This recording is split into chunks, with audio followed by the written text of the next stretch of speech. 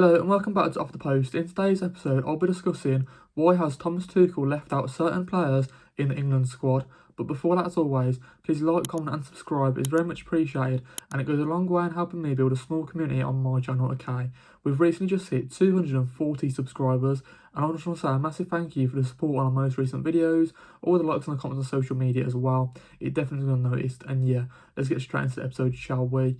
But if you think about the England squad, okay, there are definitely players that deserve to be in there, and there are players that, question marks have been raised, but just because, they haven't had the best start to the season. So from that point of view, I've got 3 players that I've chosen why they should be in the England squad ahead of some of the players that have been chosen in there by Thomas Tuchel, okay.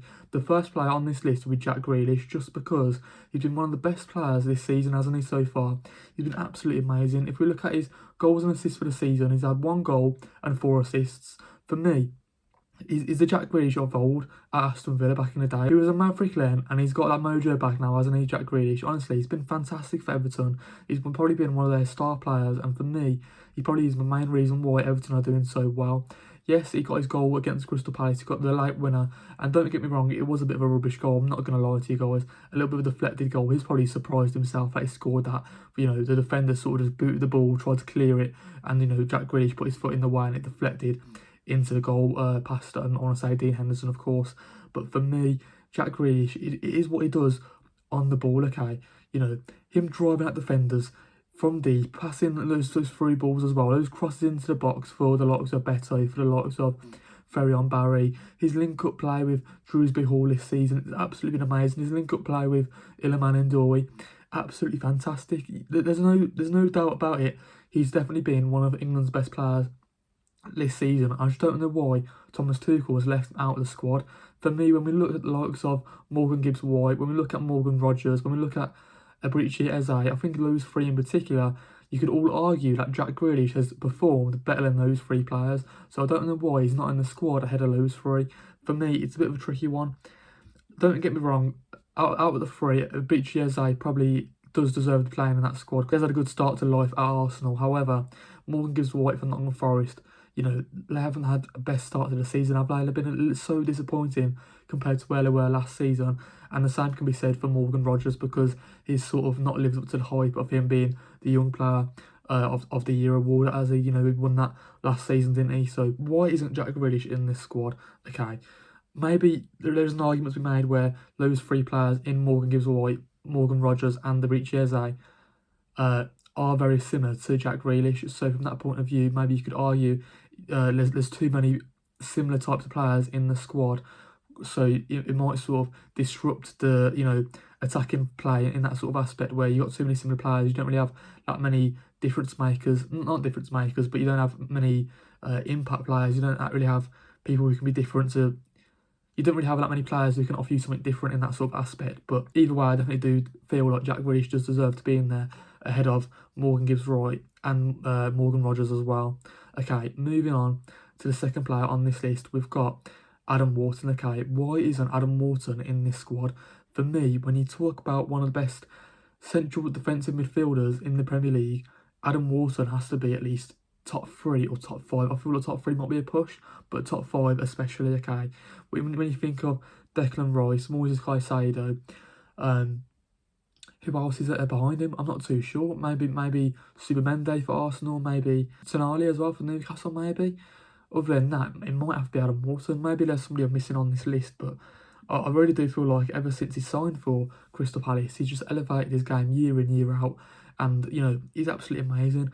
When you look at that midfield for England, it's not about the goalkeeper, the defence or the attackers. It's just that midfield that I don't really like. I don't know what there's a few decisions in there. I don't know why Thomas Tuchel was made them. Okay, for me, Jordan Henderson, what's that about? For me, Ruben Loftus-Cheek as well. It feels like we're going back to 2019 almost, you know what I mean? It feels like we're going back like 5 years. Is this Back to the Future? Like, what's going on? Okay, I don't have a clue. From that point of view, don't get me wrong, they've had good start to the seasons. Jordan Henderson, he's been all right. He's added that leadership to Brentford's side, and for me, there was a lot of people saying, Brentford were going to be in a relegation battle, and I think I was probably one of those people having that same mindset. So from that point of view, he's done a lot better than I expected for Brentford. At the same time, I just don't know if that's what England needs. Probably, don't get me wrong, it is a young-ish England side in there. So from that point of view, maybe in that midfield, they probably do need a little bit more experience, just because it adds that similarity, it adds that leadership, it adds that core values into how Thomas Tuchel will probably want to see out his England side in the future. But if you're looking ahead to future tournaments, okay, you need Adam Wharton playing in that England side regularly to get him minutes, to get him used to how Thomas Tuchel wants to play in that midfield. If we look to the future as well, Jordan Henderson, it won't be playing in the Euros, he won't be playing in the World Cup, will he? So especially in that tournament in 2026, okay, what's going on there? Ruben Loftus-Cheek as well, don't get me wrong, he adds something different. He's a little bit more of an all-round midfielder, but if you want an all-round midfielder in there, why don't you choose someone like Conor Gallagher maybe, who's also playing at a high level with Atletico Madrid, who's also, potentially will be around for another couple of years, whereas Ruben Loftus-Cheek, he's getting on the older side, isn't he? So, I feel like if it's an age difference thing, maybe, Conor Gallagher does have that difference in Ruben Loftus-Cheek compared to Ruben Loftus-Cheek, sorry. So from that point of view, I'm not too sure. But Adam Wharton, okay, just let me quickly go back to him, okay. If I read out some stats this season, okay, from FootMob just quickly, if we look at his passing stats, okay, he's got 0.27 expected goals, which is 97.3%. He's made 2.18 chances created. He's got 0.99 successful crosses, which is 83.6%. Okay, possession stats. He's got 1.19 successful dribbles. He's got 100% dribble success rate. Okay, what players in the midfield has a 100% dribble success rate, and why would you not add that into your squad? Okay, but I think more noticeably his defensive abilities. Just going to his defensive abilities, he's made 52.8% duels won, okay, and that is 43.8%. So from that point of view, that is pretty good. Okay, so in total, he's made 5.34% recoveries, and that's I want to say 71.2% per match. Okay, so from that point of view, his recovering ability is absolutely amazing. His passing success rate is fantastic. To be honest, the most surprising one is probably his dribble success rate. 100% dribble success rate per match. What is that about? You don't lose the ball with Adam Wharton, do you? His ability to put pass to the better players, if you like, play those passes through to the other midfielders, through to the wingers, through to the strikers, the ability to sort of, calm things down in midfield, the ability to, just play out from the back as well. Adam Wharton does have it all, and for me, I really do feel like he's the next best £100 million player we're going to see in the Premier League. Either him or probably Baleba from Brighton in a couple of years' time. For me, Adam Wharton does have it all, and why wouldn't you have him in there ahead of Jordan Henderson? Yes, you've got leadership from Jordan Henderson. However, Adam Wharton is the future for England, and we all know he's going to be the future of England, so why not have him in there sooner rather than later to get him more minutes under his belt, to make him feel more comfortable for the upcoming World Cup? I just don't know. Okay, moving over to the third and final player on this list, it is Phil Foden. Okay, now for me, this is a little bit of a controversial pick, just because he's played 5 games this season and he's only scored 1 goal, I'm pretty sure. So from that point of view, he probably hasn't had the best start of the season as of late, of course. However, again, I feel like he's probably done a little bit more than Morgan Gibbs-White and Morgan Rogers. So why would you not have Jack Grealish and Phil Foden in there? Don't get me wrong, his only goal came against Manchester United in the derby, and that's probably one of the reasons why I put him into this squad, because I've seen him I've seen him back to his best in that Manchester derby a few weeks ago. So from that point of view, he is that player to create like moments of magic, isn't he? He's fantastic. His dribbling ability is second to none. The way he dribbles past players, the way he beats players as well, the way he links up with the midfielders, the attackers. He is a fantastic midfielder in there. It's just all about consistency for me with Phil Foden. He just hasn't really shown it on a consistent basis for the last 2 to 3 years now, since the likes of Sergio Aguero, Kevin De Bruyne, David Silva, Yaya Toure, Sterling, Sane were in Manchester City's team. So for whatever reason, I don't know whether he had a massive thing on his shoulders where he was going to be the main star of Man City, wasn't he? He was the star boy of Man City, or a lot of people were giving him that sort of price tag, if you like. He hasn't really taken on that mantle. I don't know what it is.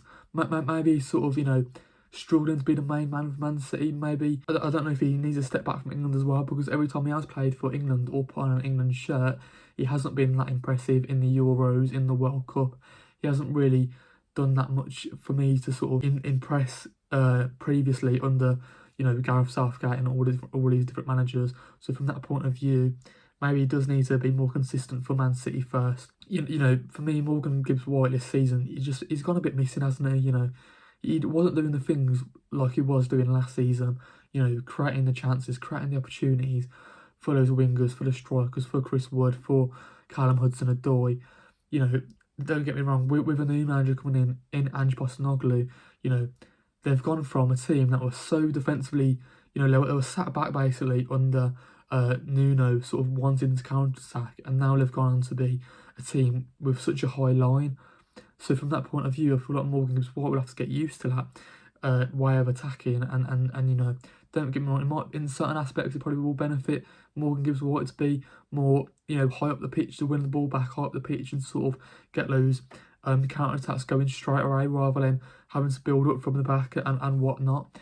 But from that point of view, I don't know whether he does deserve to be in this England squad straight away, just because he hasn't really impressed for me or Nottingham Forest so far this season. Morgan Rogers as well. He's been so doom and gloom as well, hasn't he? He's been so poor, all things considering, last season, okay? He won the Young Player of the Season award, didn't he? Last season, didn't he? For being so good for Aston Villa, but he's sort of been a shadow of his former self this season, Morgan Rogers. Don't get me wrong, he got a lovely assist for Donnell Marlon at the weekend, of course. So hopefully now he can bounce back and be that main player for Aston Villa like he has been under Unai Emery. I feel like for Morgan Rogers, it's probably positional sense. Where are you going to play him? For me, I don't think he's good enough in that cam position, in that central attacking position, if you like. He's mostly played behind Ollie Watkins this season, and for me, I just don't see it working. He was put on the left-hand side against Burnley at the weekend, and for me, I feel like that's his best position, because he gets more freedom on the pitch to sort of run down the wings, express himself, pick up the ball from deep as well, from the left-back, from the centre mids, from the centre-back, power scorers on the left-hand side, if you like.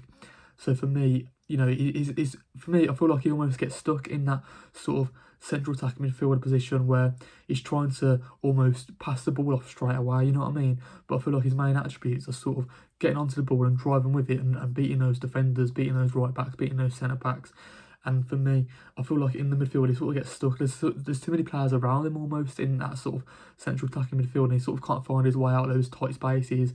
Whereas on the left hand side, he does really well to sort of, you know, get past those right backs and centre backs, if you like. So yeah, those are the three players that I feel like do need to be included in this England squad. But yeah, let's end the video with some questions, okay? How do you feel about Jack Grealish being missing out of this England squad? Has he been one of the best players so far this season in the Premier League?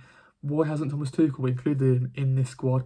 Why hasn't he not been included instead of Morgan Gibbs-White and Morgan Rogers? How do you feel about Adam Wharton not being included? Why is Jordan Henderson in this team if, you know, Adam Wharton is the future of England? Is Adam Wharton the future of England in that CDM position as well? You know, could he be the next £100 million plus player to be signed from a Premier League club maybe? Or to leave the Premier League or whatnot? How do you feel about Phil Foden as well? Is it a little bit controversial saying he should be in this England squad ahead of the likes of other players in the midfield?